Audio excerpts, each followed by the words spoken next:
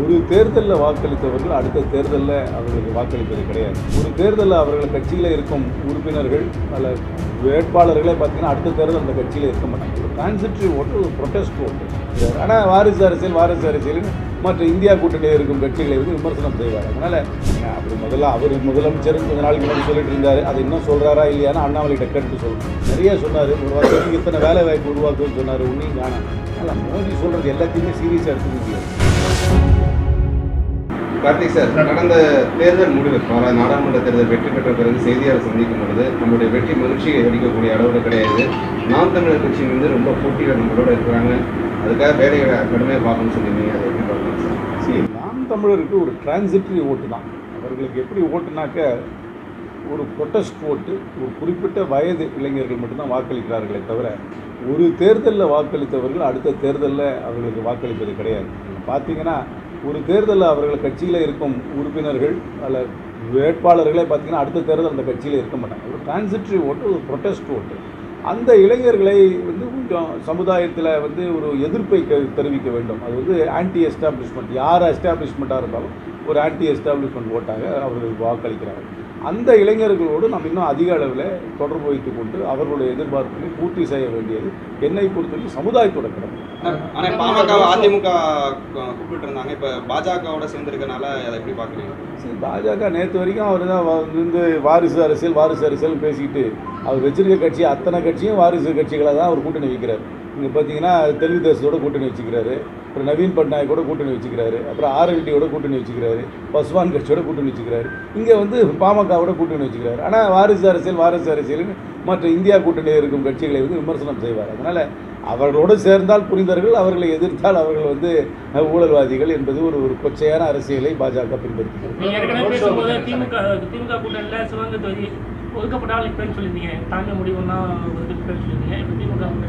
எங்கள் கட்சியில் இன்றைக்கி தான் விருப்ப மனுவே வாங்குறாங்க. நாளைக்கு தான் எங்களுடைய ஸ்டேட் எலெக்ஷன் கமிட்டி சந்திக்க போகுது. அந்த கமிட்டியில் நானும் இருக்கிறேன். அதுக்கப்புறம் அவங்க பேனல் ஃபிக்ஸ் பண்ணி டெல்லிக்கு அனுப்புவாங்க. டெல்லியில் இருக்கிற சென்ட்ரல் எலெக்ஷன் கமிட்டி தான் இந்த 9 தொகுதிகளிலும் தமிழ்நாட்டில் பாண்டிச்சேரியில் இருக்க 10 தொகுதி யார் நிற்பார்கள் என்பதை அறிவிக்க அதிகாரம் முழுக்க சென்ட்ரல் எலெக்ஷன் கமிட்டி தான் இருக்குது. என்னுடைய விருப்ப மனுவை நான் கண்டிப்பாக தாக்கல் செய்வேன். பிரதமரோட தமிழ்நாடு அண்ட் கேரளா ரோட் ஷோவை பற்றி நம்ம சரி, அவர்களுக்கு இன்ஃப்ராஸ்ட்ரக்சர் இருக்குது, போக்குவரத்து இருக்குது, பிரதமர் என்ற ஒரு பிம்பம் இருக்குது. அதனால் ரோட் ஷோ நடத்துகிறாங்க. ரோட் ஷோ நடத்துறதுனாலேயே அது வந்து இது தேர்தலில் வந்து நீங்கள் வந்து வெற்றி அடைவேன்னு சொல்ல முடியாது. அதனால சொல்கிறேன், அதெல்லாம் வந்து அவருடைய ஒரு ஷோ. அது வந்து அதை பார்ப்பதற்கு, வேடிக்கை பார்ப்பதற்கு கண்டிப்பாக கூட்டம் வரும். கண்டிப்பாக தப்பு. அதுக்காக இப்போ நோட்டீஸாக அனுப்பியிருக்காங்களே, நான் இப்போ தான் படித்தேன். மாணவர்களை வந்து தேர்தல் பிரச்சாரத்தில் வந்து பயன்படுத்தக்கூடாது என்பது தேர்தல் ஆணையத்தோட விதி. அதோட விதியே இவங்க மீறி இருக்கிறாங்க. நான் இப்போ தான் பார்த்தேன், அந்த எஜுகேஷன் ஆஃபீஸர், டிஸ்ட்ரிக்ட் எஜுகேஷன் ஆஃபீஸருக்கு நோட்டீஸ் அனுப்பியிருக்காரு. எஜுகேஷன் ஆஃபீஸர் ஸ்கூலுடைய ஹெட் மாஸ்டருக்கு நோட்டீஸ் அனுப்பியிருக்காரு, எப்படி நீங்கள் அவங்கள வந்து இந்த ரேலியில் கலந்துக்கிட்டு. இல்லை, இதில் நிறைய விதிமீறல்கள் இருக்குது பாஜகவோட. ஆனால் அதை தட்டி கேட்க வேண்டிய தேர்தல் கமிஷன், மற்ற நீதித்துறை எல்லாம் தட்டி கேட்க வேண்டிய இடத்தை தட்டி கேட்கணும். தமிழ்நாட்டில் இரு கட்சிக்கு மாறா இருக்கணுன்றதுக்காக 2024 சட்டமன்ற தேர்தலை முன்னிறுத்தி தான் அந்த கூட்டணியை சேர்ந்துருக்கணும்னு சொல்லி அன்புமணி பேசியிருக்காரு. அப்படி அவர் முதலமைச்சர் கொஞ்ச நாளைக்கு முன்னாடி சொல்லிட்டு இருந்தார். அதை இன்னும் சொல்கிறாரா இல்லையானா அண்ணாமலைகிட்ட கேட்டு சொல்கிறேன். சார், தமிழ்மகன் அன்சாரி வந்து அதிமுக ஆதரவு தெரிவிக்கிறதுல இப்போ தற்சமயம் திமுக ஆதரவு தெரிவிச்சிருக்காரு. இது மேலும் கட்சியை வர இருக்கா, இல்லை திமுக கூட்டணி நிறைவு இருக்கிறதா சார்? சார், யார் ஆதரவு தெரிவித்தாலும் வரவேற்போம். எங்களுடைய கூட்டணி என்பது சீட்டு ஒதுக்கீடு என்பது முடிந்து விட்டது. இனி யார் ஆதரவு தெரிவித்தாலும் அதை ஏற்றுக்கொள்ளலாமே, அதில் ஒன்றும் தவறு இல்லையே. அதிமுக பக்கம் ஆதரவு தெரிவிக்கல, இப்போ திமுக பக்கம் எதனால சார்? அதாவது அவர் அன்றைக்கு ஒரு கருத்தை சொல்லியிருக்கலாம். ஆனால் இன்றைக்கு அவர் வந்து நாங்கள் திராவிட இந்தியா கூட்டணியை ஆதரிக்கிறோம் என்று வந்திருக்கிறார்கள், ஆதரவை ஏற்றுக்கொள்கிறோம். அதில் ஒன்றும் தப்பு இல்லையே. நீங்கள் முதல்ல பேசும்போது டெபாசிட்டுக்கே போராடணும்னு சொல்லியிருந்தீங்க. அந்த அளவு லோவாக இருக்காங்களா? நிச்சயமா தூத்துக்குடியில் நின்னாங்கன்னா டெபாசிட்டுக்கு அவங்க போராடத்தாங்க. பிஜேபி நம்ம வந்து திமுக இந்தியா கூட்டணி வந்து அண்டர் எஸ்டிமேட் பண்ணக்கூடிய சூழ்நிலை நம்ம இருக்கோமா? ஏற்கனவே அவங்க வந்து பாஜக வளர்ந்துச்சுங்கிற மாதிரி அவங்க வந்து சொல்கிறாங்க. அதாவது யாருமே ஒன்று நான் வளர்றேன்னு எந்த கட்சியும் சொல்ல மாட்டேன். அவங்க வளர்றது தான் சொல்லிட்டு இருப்பாங்க. ஆனால் உண்மையான வளர்ச்சி தேர்தலில் தான் தெரியும். நாங்கள் சொல்கிறது உண்மையாக பொய்யான்னு தேர்தல் முடிவில் தெரிஞ்சுக்கோங்க. தமிழ்நாட்டில் எத்தனை தடவை குட்டிக்காரன் போட்டாலும் தாமரை மலராது. அதுதான் எங்களுடைய ஒரே கருத்து. தமிழக மக்கள் ஏற்றுக்கொள்ள மாட்டார்கள். இது திராவிட பூமி, இங்கே நிச்சயமாக வேறு எந்த கருத்துக்கும் இடம் இல்லை. இல்லை, இப்போ போட்டி வேற மாதிரி போயிருச்சோ. திமுக ஒரு அலைன்ஸாக இருக்கு, அவங்க 2 பேருக்குள்ள 2வது யாரு பிடிக்குங்கிற போட்டியா இருக்கும். 2வது யார் வர்றாங்கன்னு போட்டுட்டு இருக்கட்டும், அதை பற்றி எங்களுக்கு ஒன்றும் கவலை இல்லை. ஆனால் 2வது ஒரு திராவிட இயக்கம் வந்தால் தமிழ்நாட்டுக்கு நல்லா இருக்கும்னு நாங்கள் நினைக்கிறோம். அதுதான் அந்த கொஸ்டின். திராவிட இயக்கங்கள் வந்து தமிழகத்தில் வந்து கோல வச்சு இருக்கிற நேரத்தில் இப்போ வந்து நேஷனல் பார்ட்டி பிஜேபி வந்து நம்ம வந்து பிஜேபி வர்சஸ் டிஎம்கேங்கிற மாதிரி களம் போயிட்டு இருக்குங்கிற மாதிரி அப்படி இந்த நிலைமை வரைக்கும் அப்படி களம் போகவில்லை. இந்தியா கூட்டணி வர்சஸ் அப்படி என்பதுதான் இருக்கிறதே தவிர பிஜேபிக்கு தமிழ்நாட்டில் களம் இல்லை. மற்ற இடத்துல தான் களம் இருக்கு, இங்கே தமிழ்நாட்டில் களம் இல்லை. அதிமுக நிலைமை எப்படின்னு பாக்குறீங்க? அதாவது கூட்டணிக்காக வந்து பரிதாபமான நிலைமையில் இருக்கிறார்கள். பாமக போறதா சொன்னாங்க, அடுத்து தேமுதிக பேச்சுவார்த்தை. அதான் இன்னைக்கு பரிதாபத்துக்குரிய நிலையில் இருக்கிறார்கள். என்னுடைய கூட்டணி பலம் வாய்ந்த கூட்டணியாக அமையும் என்று எடப்பாடி பழனிசாமி அவர்கள் சவால் விட்டார்கள், மேடையெல்லாம் முழங்கினார்கள். இன்றைக்கு கூட்டணிக்கு ஆள் தேடி ஓடிக்கொண்டிருக்கிறார்கள். பாவம், 7 மணியும் தங்கமணியும் எங்கெங்கெல்லாம் ஓடணுமோ ஓடி எல்லா மணியும் பார்த்து விட்டார்கள். எந்த மணியும் ஒன்றும் செவி சாய்க்கவில்லை. அதிமுகவில் இருந்து எம்ஜிஆர் காலத்துலேருந்து ஜெயலலிதா காலத்துல எல்லாமே பார்த்துருக்கீங்க. இப்போ அப்போ இருக்கிற வந்து எலெக்ஷன் நேரத்தில் வந்து ஃபர்ஸ்ட் ஏடிஎம்கே தான் வந்து கேண்டிடேட் அனௌன்ஸ் பண்ணுறது எல்லாமே பார்த்துருக்கோம். நம்ம இப்போ வந்து நாங்கள்லாம் திமுக வந்தனால திமுக தான் முதல்ல முன்னணியில் நிற்குது.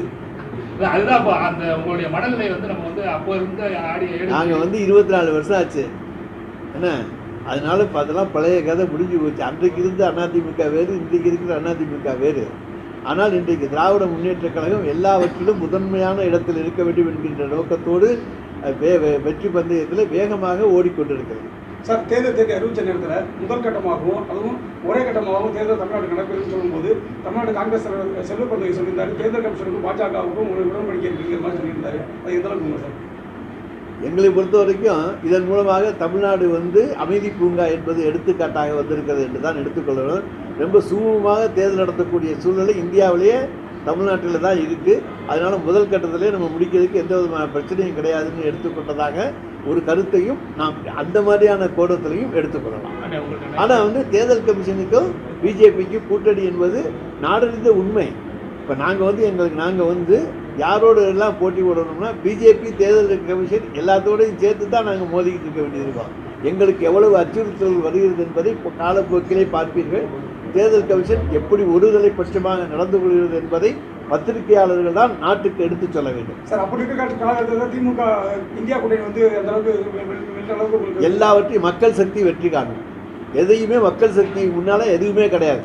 அதை மக்கள் சக்தி நிச்சயமாக வெற்றி காணும், அவர்களை எல்லாம் முறியடிக்கும். உங்கள்கிட்ட தானே இப்போ இன்னைக்கு மோடி பேசும்போது சொல்லியிருக்காரு, ஜிகே மூப்பனார் பிரதமர் ஆகாதாம தடுத்தது வந்து காங்கிரஸ்காரங்கன்னு சொல்லியிருக்காரு. அது எப்படி பார்க்குறீங்க? காரில் நடந்த சம்பவங்கள் எல்லாம் இப்போ பேச முடியாது. அது வந்து அப்போ ஒரு கூட்டணி அரசாங்கம் அமைந்தது, அதில் கூட்டணி தலைவர்கள் முடிவெடுத்தார்களே தவிர அது எடுத்தோடனே இப்போ வந்து மோடி நிறைய சொல்லுவார், 15 லட்சம் கூட உங்கள் பேங்க் அக்கௌண்ட்டில் போடுறேன்னு சொன்னார். அதை கேட்க முடியாது. 15 லட்சம் போடுறோன்னா நிறைய சொல்லுவார். வேறு அவர் வந்து ஆட்சி வந்த உடனே நம்மளுடைய மீனவர்களை வந்து யாரும் கைது செய்ய மாட்டாங்க, போட்டை பிடிக்க மாட்டார்னு சொன்னார். வாரம் பிடிச்சிட்டு இருக்கிறாங்க, வாரம் போட்டு போயிட்டே தான் இருக்குது. இன்றைக்கி அதுக்கு இன்னும் ஒரு விடுவு காலம் கரலை. நிறைய சொன்னார், ஒரு வருஷத்துக்கு இத்தனை வேலை வாய்ப்பு உருவாக்குன்னு சொன்னார், ஒன்றையும் காணாம். அதனால் மோடி சொல்கிறது எல்லாத்தையுமே சீரியஸாக எடுத்துக்க முடியாது. ஆனால் சிஎம் கோவையில் பேசும்போது கூட சொன்னார், கூட்டணி கட்சிகளுக்கு ஈஸியான தொகுதியை கொடுத்துட்டான்னு சொன்னார். அதை எப்படி பார்க்குறீங்க? இப்போ அண்ணன் எல்லா கட்சியும் எல்லா தொகுதியுமே ஈஸியான தொகுதி தான். எல்லா தொகுதியும் வெற்றி பெறுகிற கூட்டணி தான். எதுவும் இதில் கஷ்டமான தொகுதி என்று எந்த கூட்டணியும் கிடையாது. 40 தொகுதி எங்களுடையது ஈஸியான தொகுதி தான். இதுபோன்ற செய்திகளை மேலும் தெரிந்து கொள்ள எங்களது யூடியூப், ஃபேஸ்புக் மற்றும் ட்விட்டர் ஆப்களை சப்ஸ்கிரைப் செய்யவும்.